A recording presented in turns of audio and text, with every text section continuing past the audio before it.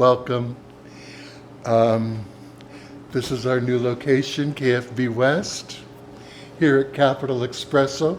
I want to thank Emily for sticking around and serving us today and being wonderful with music and everything and so welcoming.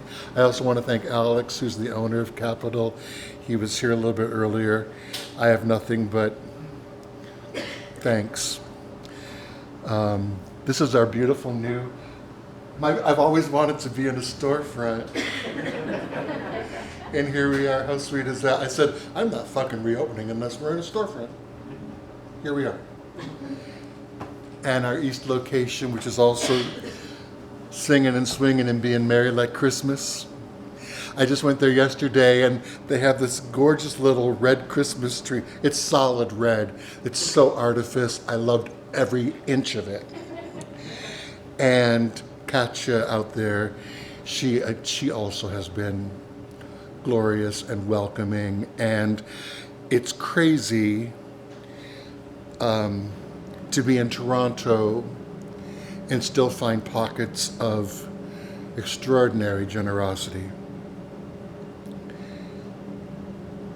I'd gone to the East Coast and for Poetry is Queer, and it was in Harbourfront. It was a little fishing village, and the whole town came, and it was such a surprise. And I thought, that could never happen in Toronto. And I had to take those words back. It happens in Toronto all the time. And I'm really grateful. But I know that that is not a unilateral exchange. I know that is involving each and every one of you who have come today. And I don't take that lightly. So here we are, against all odds, at a for fucking real launch, live. And I couldn't be more pleased that it's for Ralph Kolewe and his extraordinary new work, The Absence of Zero. We've been around a few blocks with this, you and I, and what a extraordinary venture for Book Hub to publish this work, as usual, right there. And this is the real chunk. I call it Purple Love Chunk, then there's the real chunk. And it's a beauty to hold.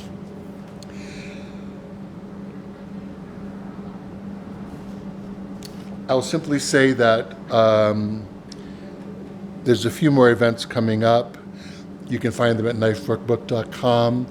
We're launching a new series this winter called the Living Room Series, where two poets are going to sit across from each other in my living room and read to each other. And I'll be announcing the schedule for that soon. But I know how much it matters. Who doesn't want to be read to? Who doesn't want to be received? That exchange has been what has been so sorely missing in our last window of time. And that exchange is so necessary for everybody. So hopefully that'll help for the winter. Ralph, congratulations on this. Ralph Kolewe has published 2 collections of poetry, After Letters with Book Hug in 2014, and Inspecting Nostalgia from Talon Books in 2017, as well as several chapbooks. He lives in Toronto. It's my pleasure to welcome Ralph Kolewe.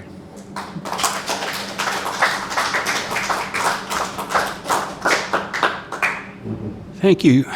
Thank you so much, Kirby.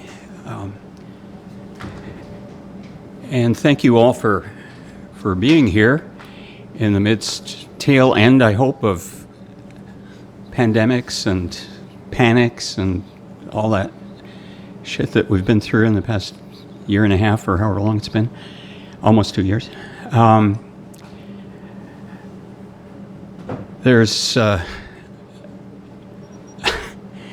there's a ton of things that that I kind of want to say about the book and its long gestation. A lot of people to thank. Kirby, of course, for arranging all of this, which has been kind of extraordinary, and also back just before all the doors shut, we did a 4-night marathon of reading all of this in a slightly different version, which I don't think any other bookseller would have dared to do such a thing, but Kirby did, and it was extremely useful. It got me to change the book a little bit and make it a little longer, which it needed, you know. And also, speaking of extraordinary backup or dedication to poetry, this book started back in 2013, which is hard. That's a long time. I'm going to fall off this chair in a moment, so I'm just going to move this. There we go. That's a long time ago now. And not long after I started writing it, when I was trying to figure out what I was doing, Jay Millar, who's here, was running a series of poetry workshops concentrating on the long poem. So the first sightings of The Absence of Zero, although I didn't know what it was called at that time, was in Jay's long poem workshop, and that was in early 2014. So it wouldn't be here today if that workshop hadn't happened. I've noticed that Jay no longer runs that long poem workshop, probably because he doesn't want another book this big, which I think is a perfectly reasonable thing. But anyway, so the book has been published by Bookhug. Jay and Hazel are here from Bookhug, and I'm really happy that you're the ones to bring this book out, because you have this long history in Canadian experimental poetry publishing. So the Bookhug is undoubtedly the best and most appropriate publisher for this book. So thank you very much for daring to bring out this monstrosity, which I mean, there are a lot of long poems in the world, but I have a suspicion that this might be the longest single poem that's been published in Canada, but don't quote me. It's not as long as the Martyrology or such things, but those are more like serial poems, and this is not a serial poem. It's a single poem that's, how long is it? No, I won't tell you. Long. But so you really have to read the whole thing from cover to cover, and that's what I'm going to do now. Is the door locked? Did you lock the door? No, I'm not going to read the whole thing. I'm just going to read bits and pieces. And there are lots of other people to thank as well, some of whom could not be here for pragmatic reasons, and some of whom could not be here because they're no longer with us. And so I'm going to read the dedication. So this, I'm going to try to read the dedication. This book is in memory of Christina Bailey and Ward McBurney, who were very important to the writing of this book. And I almost certainly would never have finished it without their sort of continual encouragement and challenge. So I'm very grateful to them. I won't say more. Okay. Yeah. So as I said, I'm going to read not the whole thing. We need to do that at some point again, and if maybe one of you or two of you will come back for the whole thing.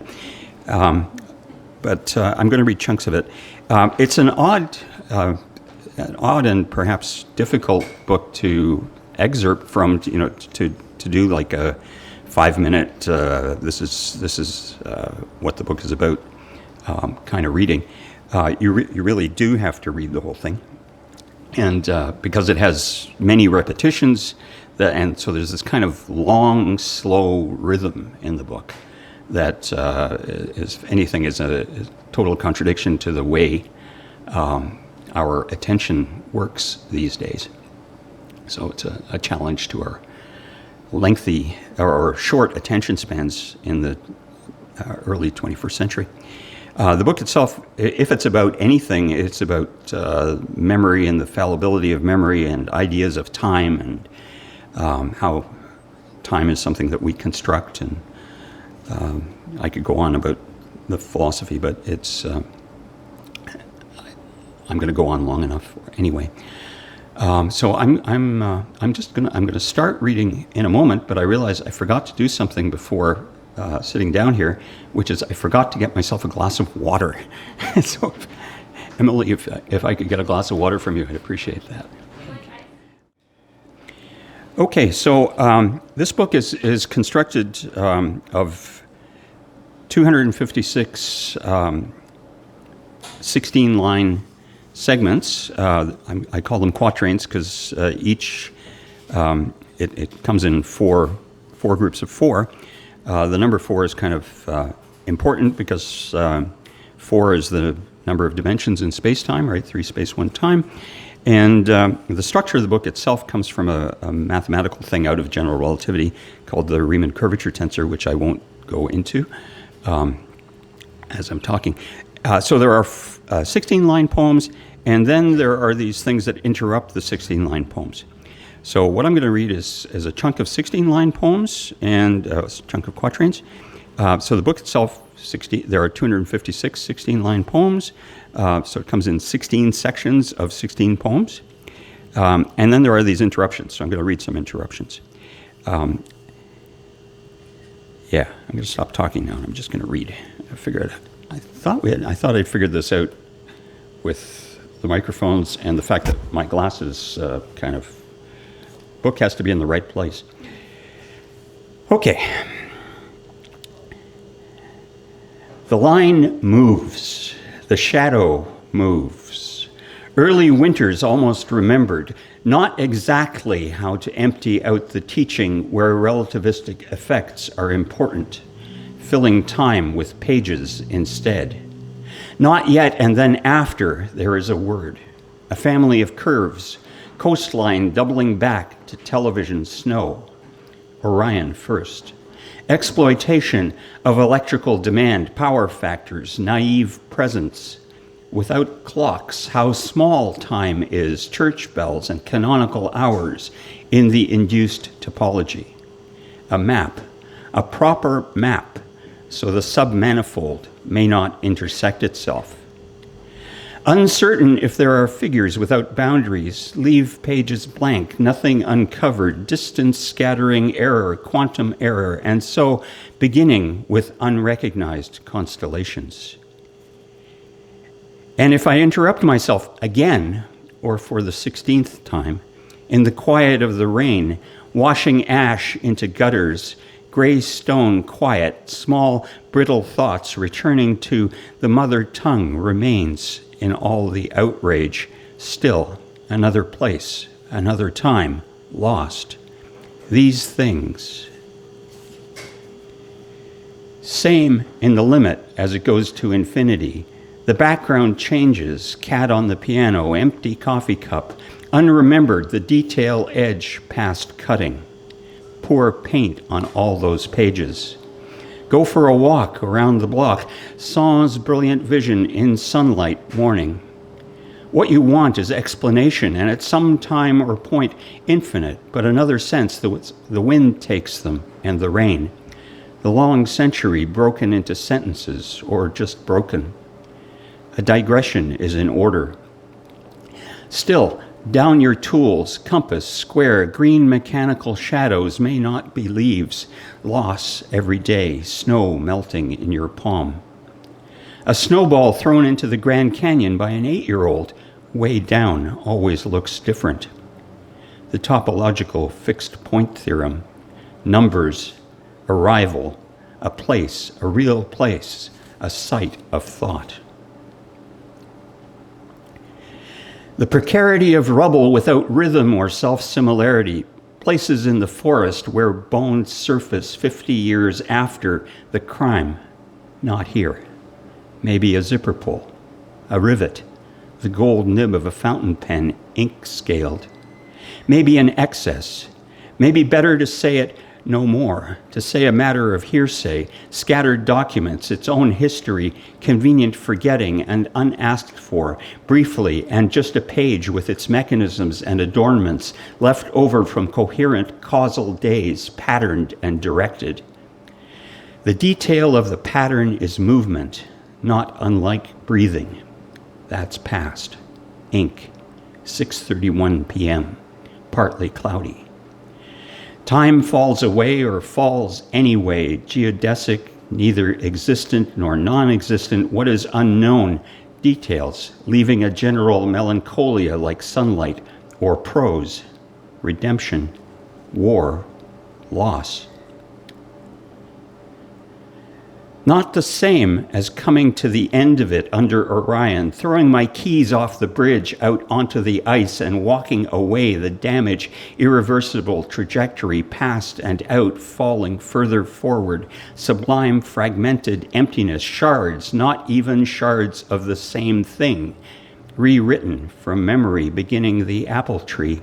The tree on Crawford I see from my window, writing, is a maple, of course.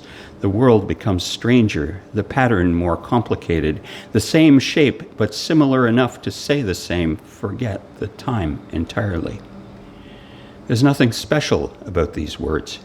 Machine, sparrow, geodesic, memory of the precise color of time, deeper, rose, blood, rust, heat, eventually unreadable. 1:28 p.m., light snow for the hour, and quiet starlight falling into a well, becoming violet with falling. Snow fills the air this way, then that way, and the way up is the way down, always looks different. As the falling clock slows, we know incrementally less and less. Let's say the frame shrinks around the clock to an effective point, lost information that will survive the fall into infinitely compressed light. Unacknowledged experience, unspoken for, resists narrative to leave breathing in and breathing out. 3:50 p.m., sunset at 4:51 p.m., overcast for the next hour, and rain this evening, full moon above the clouds, to consider loss when there was nothing, where grief should have been, indeterminate geometry, sharp edges, diffuse shadows, breathing thin memory if I interrupt myself, hollowing loss, empty as feeling, and always setting forth and not returning, because there's no end to it. And is that supposed to be a comfort? There was a kingfisher, that's all.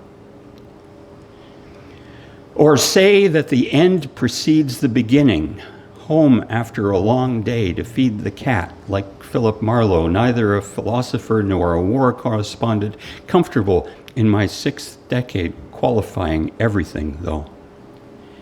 Going further back, this is what is given outside the windows, a city writing without clocks, how small time is, church bells and canonical hours, still, down your tools, compass, square, green mechanical pencil, burin, Swiss micrometer, no words, but a tone of voice that fades.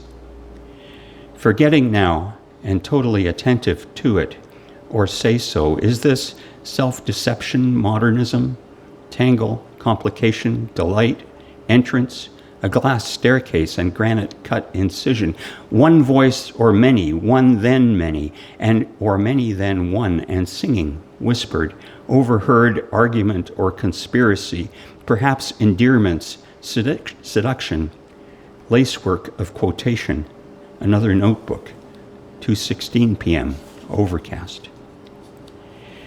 In the absence of a metric, the Milky Way, almost accustomed to it, questions themselves painful, not thinking, one set, the haze that passes for clear sky.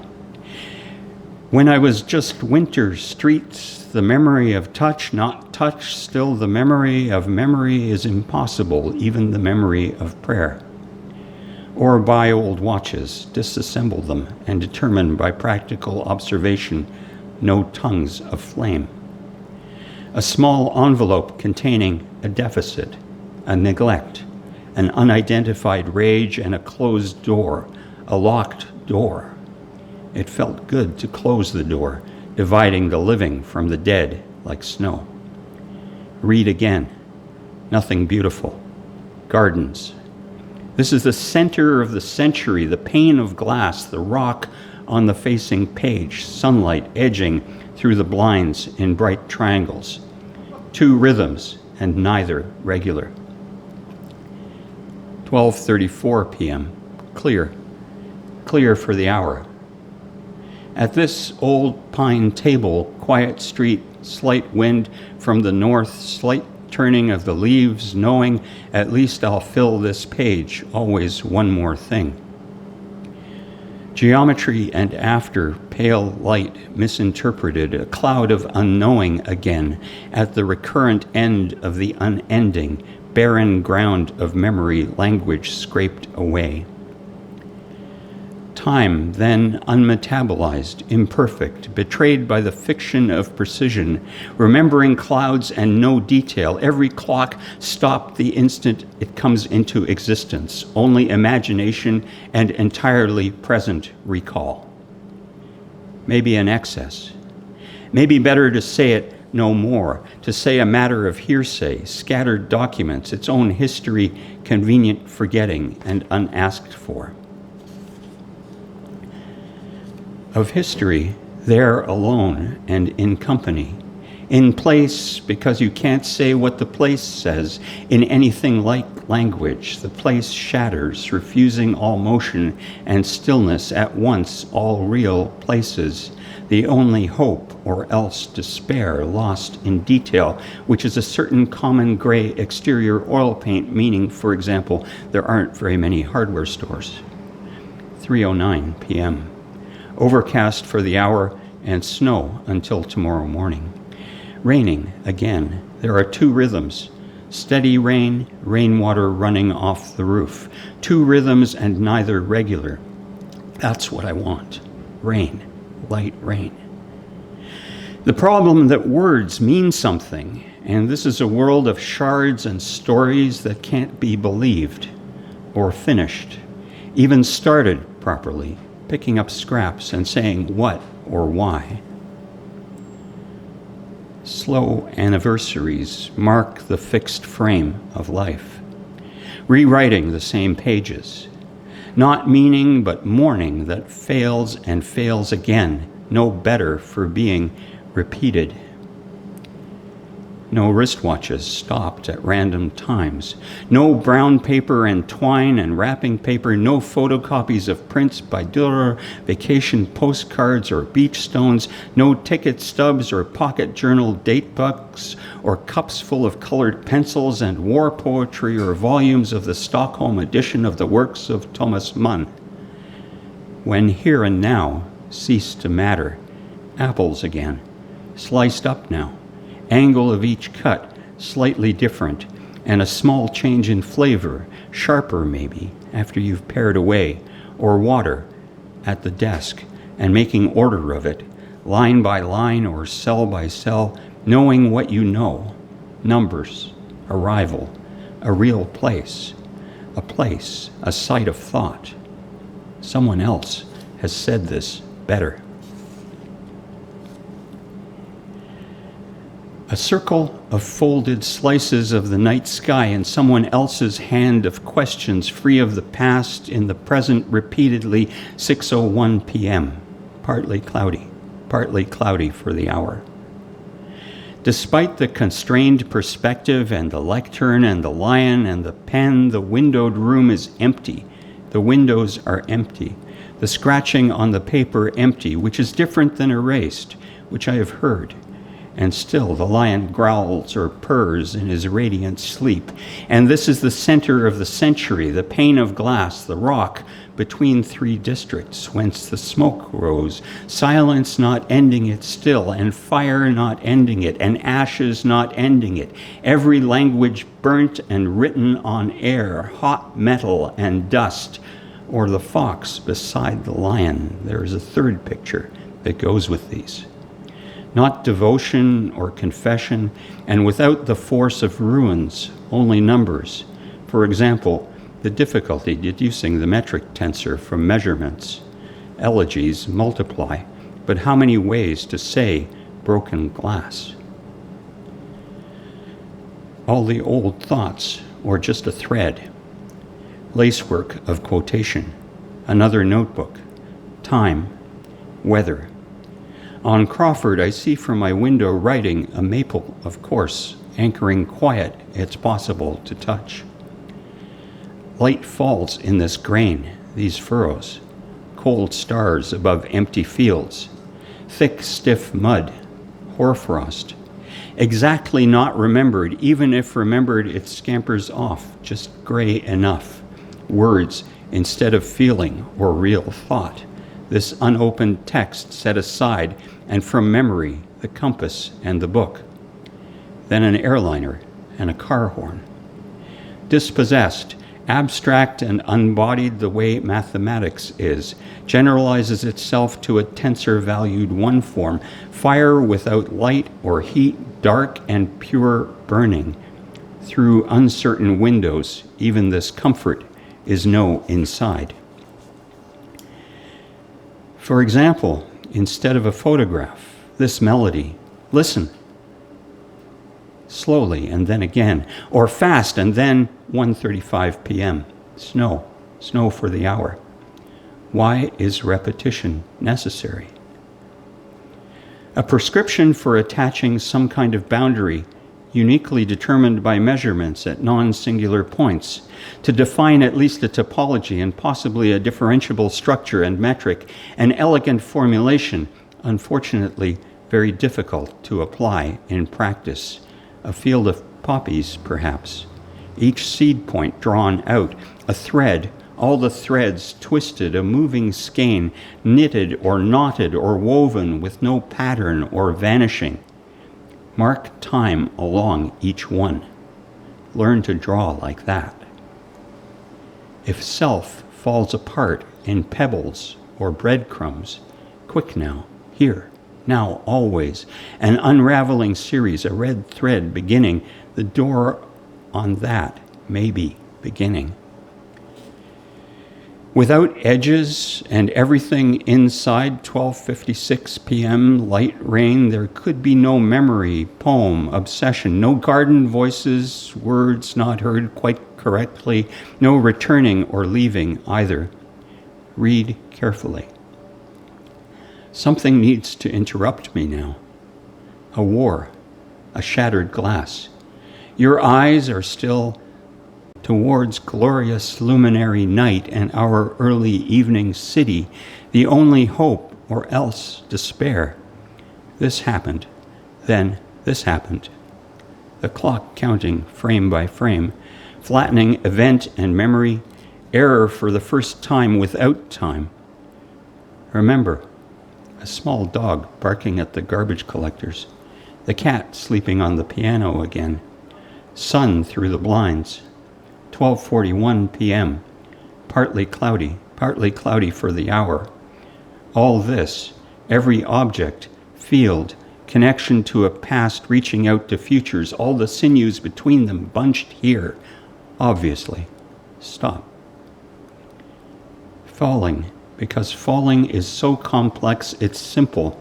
A fading tangle of loops and thread, red thread and dried up dark purple, again as if again memory is fallible. Who knew? A place we can walk through, a house or a neighborhood. I don't know if silence is written by hand.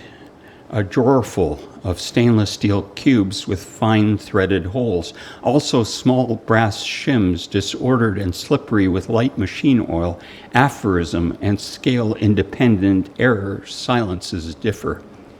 Figurative, realist, narrative description, anyway, looking at them, but heard, half heard, in the stillness, falling away. It never did. The same again, don't remember, and you just can't get your hands on it. A difference between a secret and an apple tree, a love letter and bibliography, geometry, the fox at the roadside, when what are ashes or remembered timepieces stopped, broken willow shadows washed by rain, 10:57 p.m., and turbulence, all or some of the intermittencies of now revised. Nevertheless, despite these limitations, one can still predict, filling time with pages instead at this old pine table, quiet street, slight wind, a nest of propositions in the flames. Free of the past in the present, repeatedly, but similar arguments hold in the presence of matter. Thought, intent, grace, silence, mind, truth, a fox at the roadside at sunset. At the trestle table beside the high windows, the fox and the lion, but who to tell unless you meet, that revise in your own body, maybe how you stand or walk, your gait, tired of images, only leaves you with experimental tests of general relativity, language of forms, dynamics, and some of their ramifications. Today being today again, black, violet, and if I interrupt myself, again, or for the 17th time. And if here, interruptions of absence, that is to say presence sometimes looking over your shoulder, the third person, that ghost from another poem, don't speak of it. A proofreader's mark, a metaphysics, an immanence. It's different now. After all these years, how could it not be, and not poems at all, only these correlated words, entangled words, and time enough, even if these are words you'll never, and if after this, and every ampersand continuing, another poem that can't make up its mind, and you were there for all that. Farewell to all that, in parentheses, etc. But none of them, only the fragments after, broken glass, a country tree, or a country road, a tree, unnameable others. And if later, not enough to begin and not enough to end, there, say a bell with a rope, pole tied off, somewhere to the right out of the frame, but now put your tools down again without rage, impatience, and deserving respect, maybe thinking, quiet thought, scattered every time it almost condenses. And if nothing to hold onto, absence interrupted and broken, but hazy, voices in the fog, divorced from distance, short lines like rain.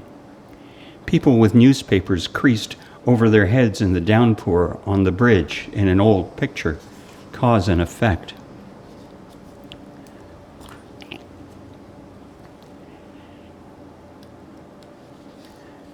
And if there is no refusing time, the remainder, ending with time, beginning families we couldn't grow up in.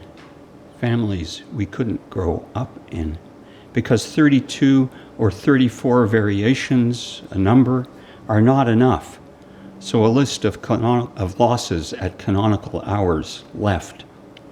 Drawing, measuring, writing now, a thread, all the threads twisted, radiant starvation that left only pure gray, convenient forgetting and unasked for names.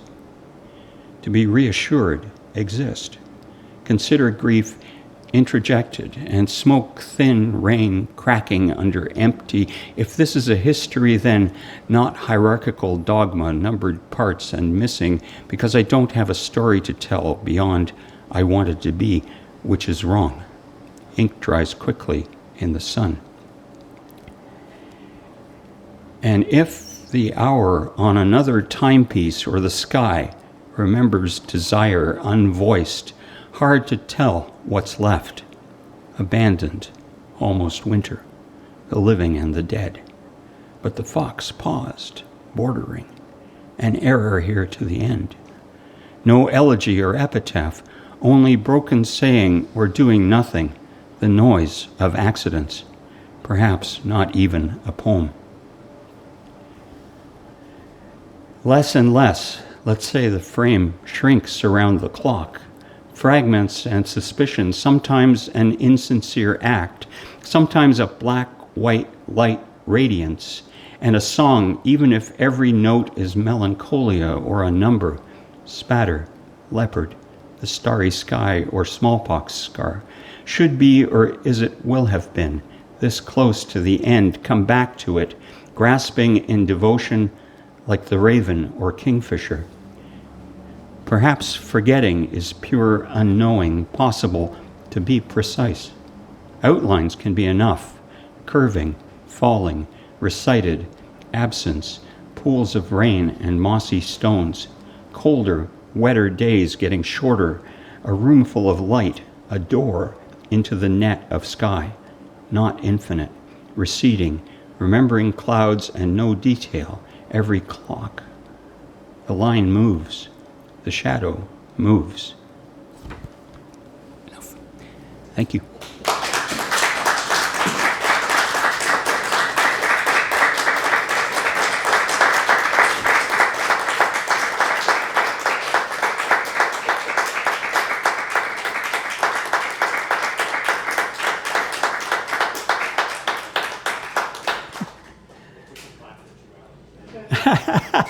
I could read more.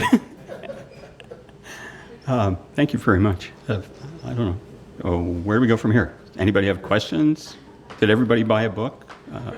Or two or three? Or 256? Okay. Enough. Ro, thank you so much. Thank you all. Pleasure. Thank you all. There are books. Oh, I have water. There are I forgot about my water. a few broads.